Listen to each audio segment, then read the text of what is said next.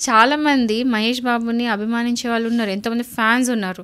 So, ఇట్లాంటి illegal కథలు చేస్తున్నాడు అంటే చాలామందికి మేబీ ఆ ఫ్యాన్ ఫాలోయింగ్ తగ్గే ఛాన్సెస్ ఉన్నాయి. సెలబ్రిటీ కాబట్టి అతని ఇమేజ్ అతను కాపాడుకోవాలి. అతని రెప్యుటేషన్ అతను కాపాడుకోవాలి కాబట్టి ఏంటంటే కొంచెం ట్రాన్స్‌పరెన్సీ అని మెయింటైన్ చేసి ఇలా జరుగుతుంది, ఇలా జరుగుతుందని చెప్పేసి మీడియాకి చెప్పడం. ఎందుకంటే మీడియా ట్రయల్ ఉంటది. ఏం చేయకపోయినా, ఏం కాకపోయినా జనాలు మీడియా ట్రయల్ చేసేసుకొని మీడియాలోనే తప్పు చేసిండు మహేష్ బాబు అని కొంతమంది, లేదు తప్పు చేయలేదని ఇంకొంతమంది మీడియాలో చెప్పే ఛాన్సెస్ ఉన్నాయి. ఎవరో ఒకరు జడ్జ్ చేసే కంటే ముందు అతనే వచ్చి బయటకొచ్చి ట్రాన్స్‌పరెన్సీ మెయింటైన్ చేసి ఇలా జరిగింది, ఇలా నేను చెప్పాను, ఇది జరిగింది అని చెప్పేసి పబ్లిక్ ఒక స్టేట్మెంట్ ఇస్తే రెప్యుటేషన్ కాపాడుకున్నోడైతాడు. లీగల్లీ పోతుండే ఏందంటే యాంటిసిపేటరీ బెయిల్ తీసుకోవడం గానీ, లేకపోతే కోఆపరేట్ చేయడం, వాళ్ళ ఇంటరాగేషన్ గానీ, కావాల్సిన ఎవిడెన్స్ ఇవ్వడం, కావాల్సిన బ్యాంక్ ట్రాన్సాక్షన్స్ ఇవ్వడం, కావాల్సిన ఏదైనా చేయొచ్చు.